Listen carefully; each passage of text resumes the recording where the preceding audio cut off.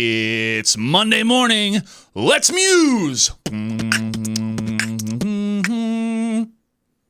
I had a theme song, it would sound just like that. Welcome, everybody. I'm recording on the right day this week, Monday, August 10th, 2020. I smoked DMT for the second time, and we're going to try to save the post office. Let's talk about the DMT. Second time I've experienced this drug. I was next to a campfire. It is a vape, so you can use it with a vape pen like you would marijuana. And the first time that I did it was a year ago, and I got to see so many beautiful colors and fractal shapes.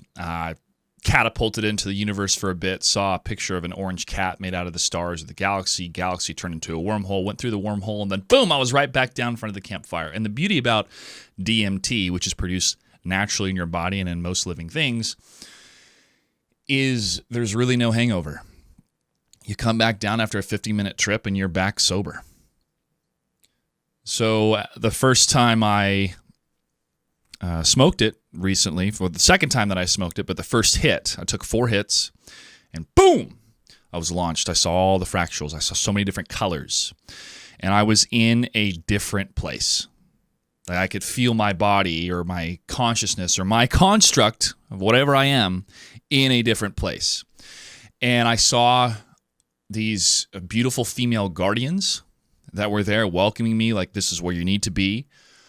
And I felt my consciousness stretch, like I was getting warmed up, or I was knocking at the door. I was scratching at the surface. So my 2 other friends took their hits. One guy was doing it for the first time, and he loved it. He loved it. And we were laughing together and going on shared experiences together. Then we started to pass it around, and we would do 2 hits. And I was acting as kind of like the shaman, like, okay. Not kind of like, I was the shaman in the group. Take 2 hits, pass it on, 2 hits, pass it on. And when I would go back into the journey, I remember being in this room that was a kaleidoscope of different colors, turquoise, black colors.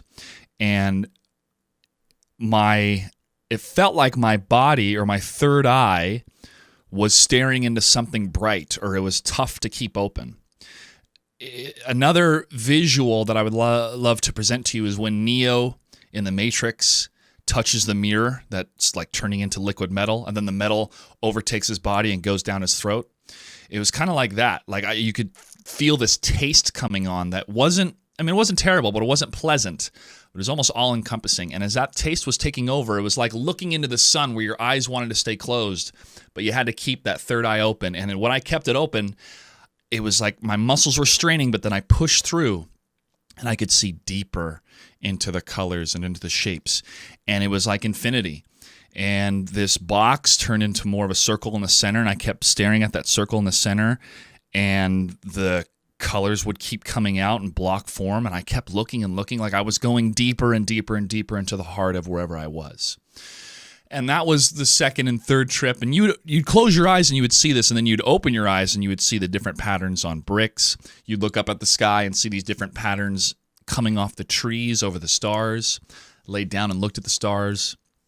And then after we did another rotation, I literally, physically felt my back and my shoulders align, like I had grown taller.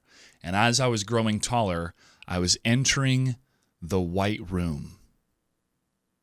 And it felt like I was really there, like I was in the white room.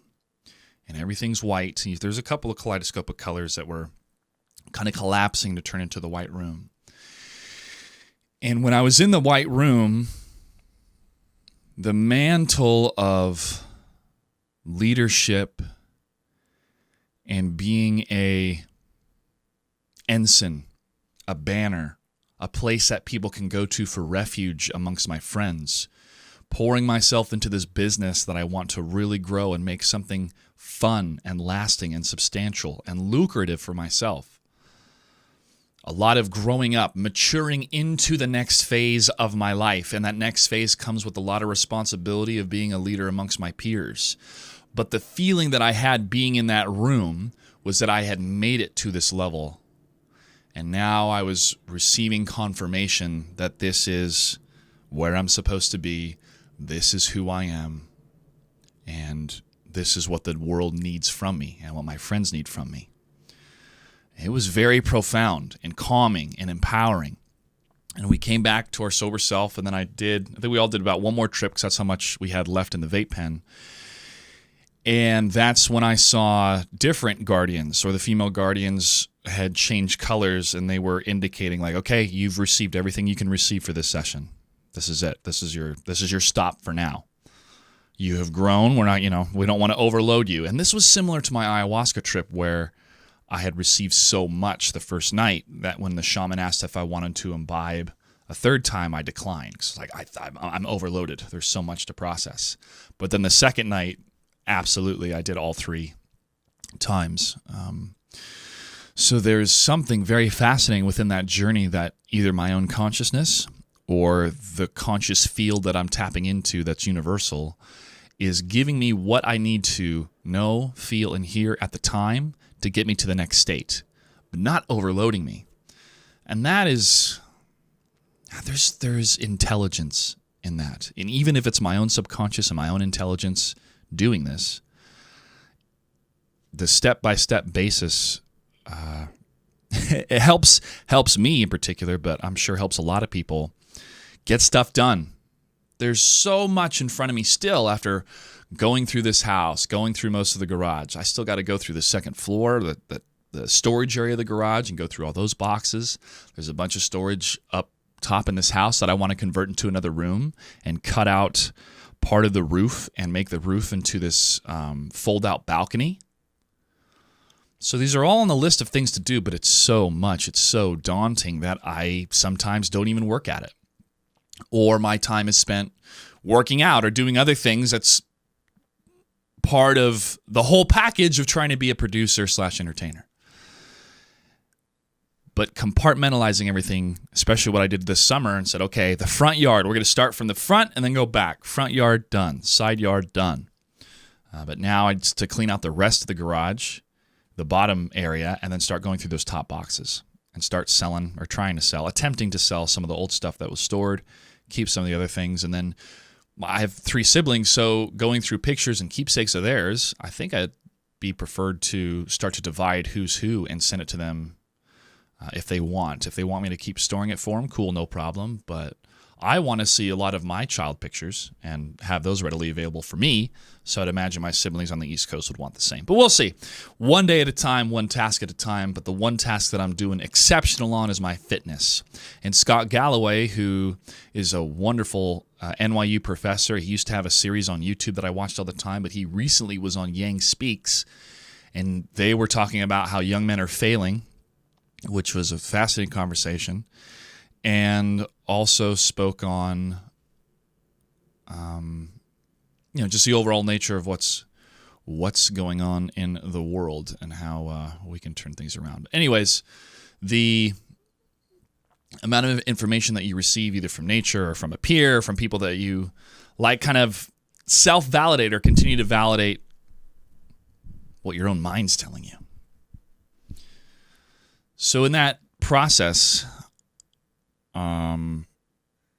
it was a lot to process and some things to integrate for sure. Yesterday was a chill day.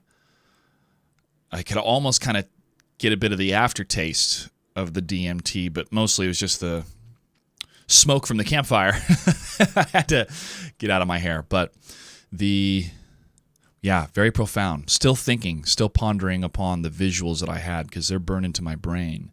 But the feelings are the most important. And the connection between the two is what makes it such a lasting experience that stays with you. But yeah, it's fascinating times. So if you have an opportunity to smoke DMT, do it. It's wonderful. Hopefully I can get my hands on some myself and host some campfire retreats, especially for some men that I know that are trying to figure this world out. So it could be a possibility for the future. Anyways, let's talk about the post office.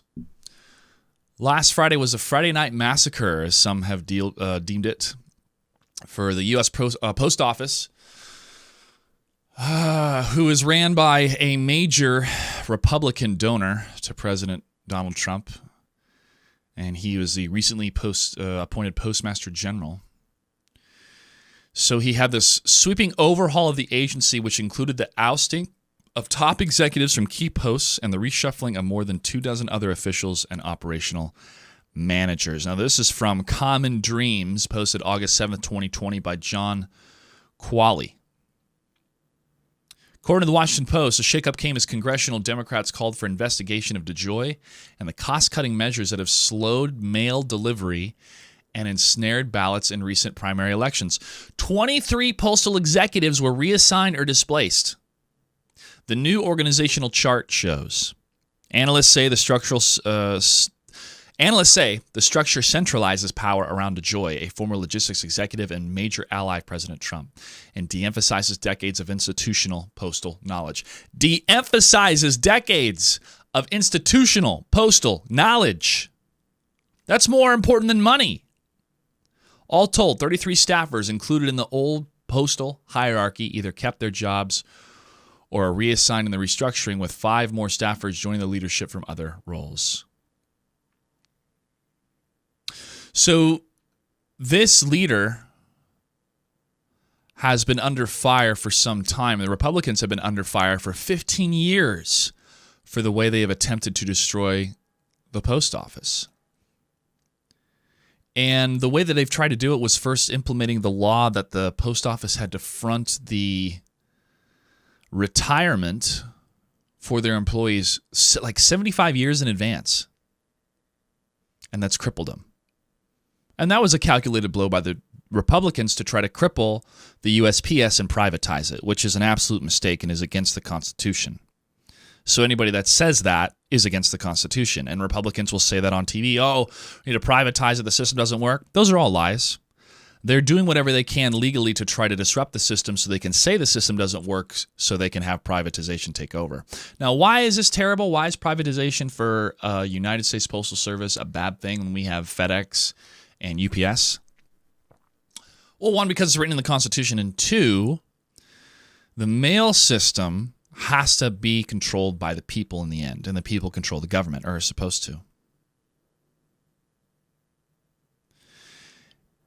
The conversations I have with my mail carriers, who are lovely people, is they've been dealing with this type of frustration and the upper levels of management not knowing what's going on, not knowing how to do their job. Well, we got to cut costs. They've cut overtime for mail carriers. Now, DeJoy has no experience inside the Postal Service.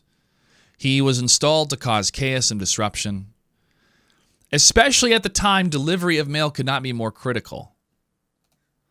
So after this Friday night massacre, the legislators and many people in America are deeply alarmed. This is a 5-alarm fire, people are saying. Representative Peter DeFazio says DeJoy's nefarious collective efforts will suppress millions of mail-in ballots and threaten the voting rights of millions of Americans, setting the stage for breach of our Constitution. Well, our Constitution's been breached many times. The Emoluments Clause. So, the Oregon Democrat, Peter DeFazio, warned. This is from another article. This was posted by Jake Johnson on August 10th.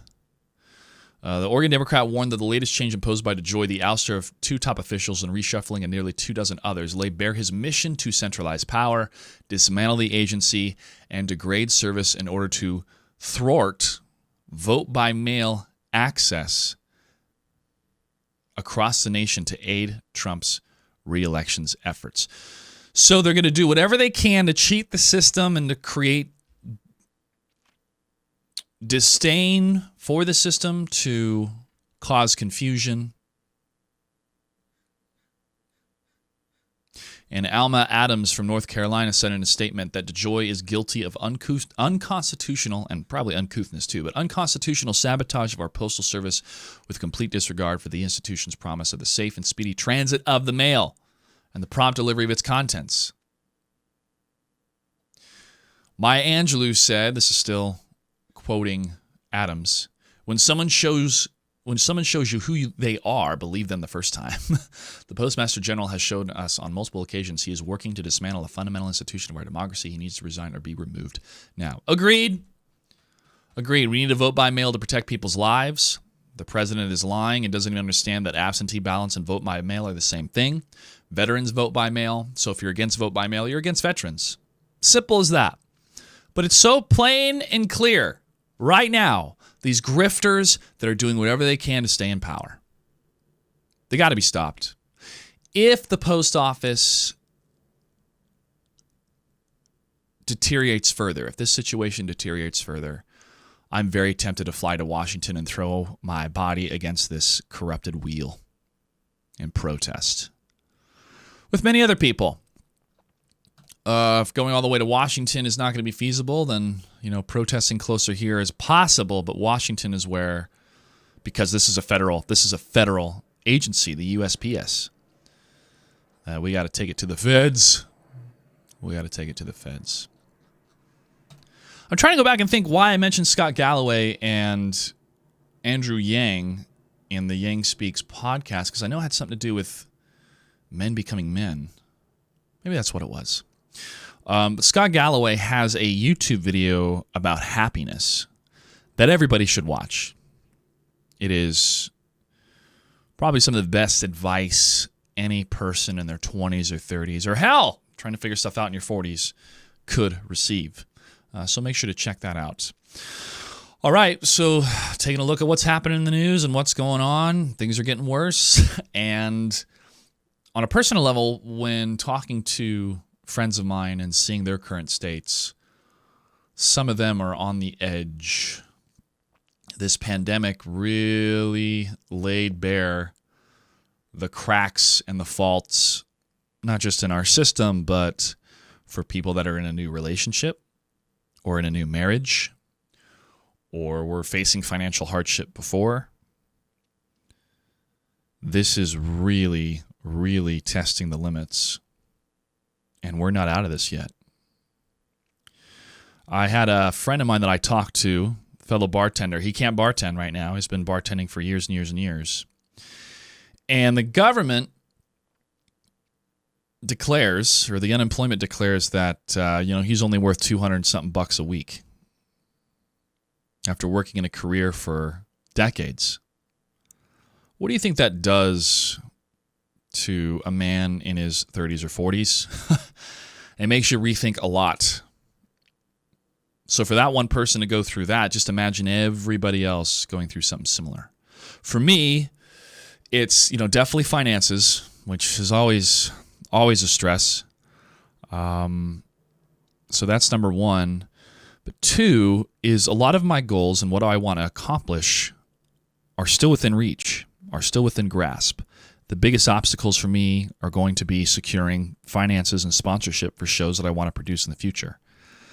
But because I'm approaching it from a grassroots, bottom-up way, my budgets will be significantly lower than any larger corporation when it comes to producing shows. But what I need to do until that moment happens, which may not even happen until a pandemic, is have enough money to purchase a camera and microphone and start shooting stuff more. Either myself or my episodes that I want to do, but more outside stuff for Greg Gardens. And also get a GoPro cam and put it on my helmet and show everybody how lovely these morning bike rides are to see Mount Rainier. But all of that takes money. It's an investment in the content that I can see down the road that's going to make me money if it's successful, but it's a risk. I mean, my YouTube channel is doing okay for now, but it could be stagnant. It could be stagnant right now. The only thing that I have control over is the efforts that I put towards it. And I'm most displeased with myself when I don't make the effort. I'm not mad when I don't get 100 views on a video that I think is really, really good, like my video from yesterday. I get mad if I don't put up the video at all, if I don't even try. And that is the toughest obstacle for anybody going through a pandemic like this that's like, you know what, I've always wanted to do this, or I always wanted to do that, or it's time to do this. And I have the time to do it, but I don't have the money, I don't have the resources, or I have other obligations. This is also a gut check for what really makes you happy and what you really want to do with your life and what you're willing to do to get there. For me, I'm willing to bartend, juggle, perform, beatbox, sing. Hell, be a sex worker if I have to make the money that I need in order to grow my business. And I want to have $2.5 million in the bank by the time I'm 50, because you can live off that with 4% interest every year. That's $100,000. After taxes, let's say it's $60,000. That's enough for me to live for the rest of my life. I don't need a mansion. I don't need a car. I don't need a girlfriend. I don't need a wife. I don't need kids.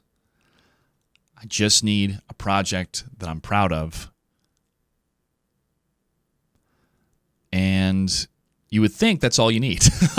But this is just in the category of finances and career. And I want to accomplish that first, because the last thing I want to do is resent a girlfriend or a wife or kids 20, 30 years down the 10, 15, 20 years down the line, because at first it was so happy I was starting this new life, but then I realized I didn't make my original dreams come true. The person that I am to my core, the person that I remember being at 5 years old, the person that always comes out at parties, the person that's talking to you right now. I am an entertainer. It's in my blood. Before the pandemic hit, I was able to visit a really good friend of mine in Chicago. And I also spoke to a fellow commentator, I consider a friend as well, about my current career. And I was thinking about becoming a paralegal and getting into the legal system because I'm not where I want to be financially. And they both gave me good advice. My fellow commentator told me about the process, or at least the entry-level process, to see if you like it or not, because that's what he does for a living. He is a lawyer, and he's also a commentator for fighting games. And my other friend, who is a professional, he's a professional lawyer too, but she's a professional lawyer. She just joined a firm. And I had this conversation with her, and, I haven't forgot what she told me.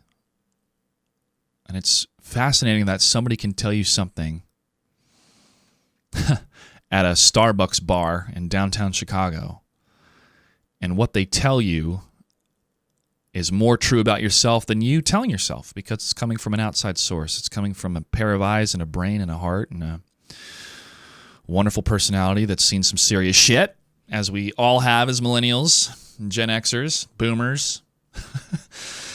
Yeah, I don't know why anybody's having kids. That's going to be the final topic I'll talk about today. But I wanted to say this. I told her, listen, I'm thinking about becoming a paralegal. I've thought about becoming a lawyer. It'd be another 10-year investment. Maybe I'll go back to school. I don't want to go into debt for school, but does the world need more lawyers? Maybe I can do more good with my presentation skills, but then get more of the book knowledge of the lawyer. Pass the lawyer stuff, pass the bar in Washington. And she said, people that are artists can really make a big difference. And we talked further about my business plans and what I want to do. And she laid out for me, here's what you need to do. I'll be an emotional support for you. Send me the information. And I did. I came up with a business deck. It looks phenomenal. Very proud of it. It's 100% authentic, honest, details what the issue is with in esports. Too many top-level approaches with investors demanding some sort of return on investment, when honestly the only people making money in esports are the game developers. Everybody else is propped up as a house of cards on investor money, or those that have attempted to create an IP or separate themselves, and I would say ESL has done that well. ESL does Counter-Strike better than anybody else on the planet. I'd also throw Dota in there as well. But when it comes to PC esports, ESL is the way to go. If you want to do console, then it's going to be in-house. But that's why myself, Mr. Aquaman, and others are doing our own thing. We're self-producing. The conversation that I had with my lawyer friend helped reinforce the next steps I needed to do. And reaffirm the commitment I have in myself and my business ideas and what I'm good at. And that was a big crossroads moment for me. And you don't even kind of realize it in the moment, but then later, as you digest and integrate, it definitely was an important conversation.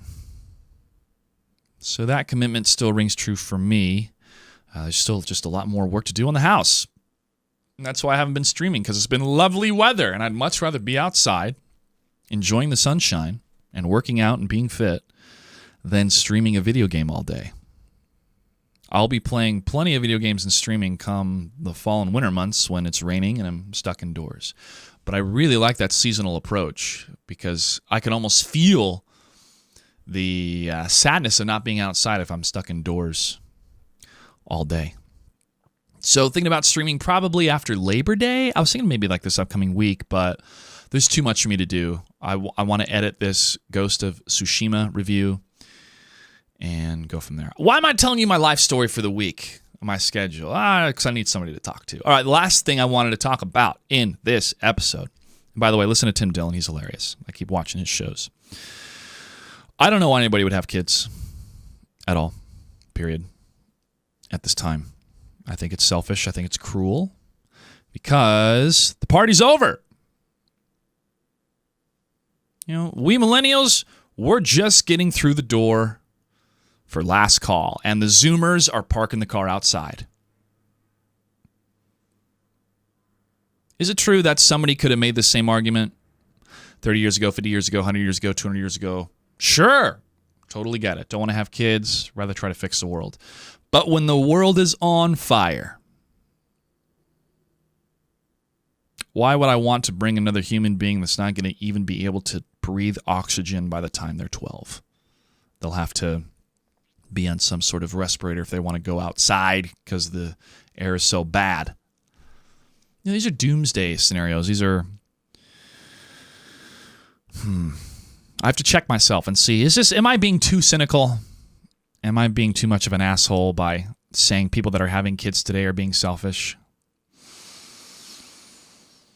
No, because I feel like I am the arbiter of nature, and nature right now does not need one more human.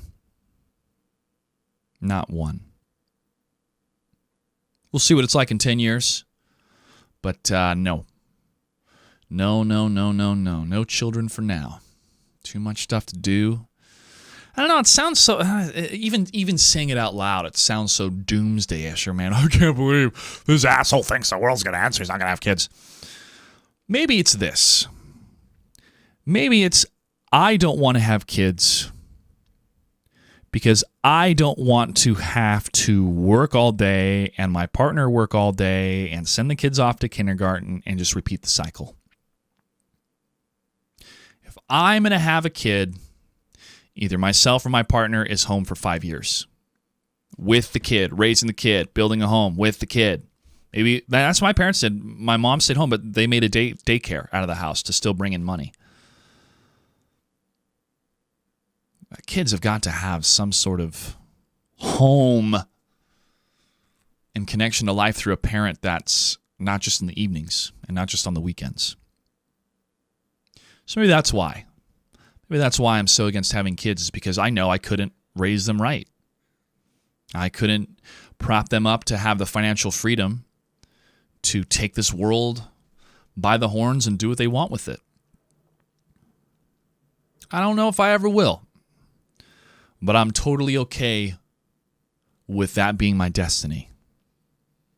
And to wrap up this conversation, I believe that is the power of DMT or meditation or cannabis or anyone seeking truth, is that if they are still and humble, they will be prepared to receive it. Even if they don't like what the truth is,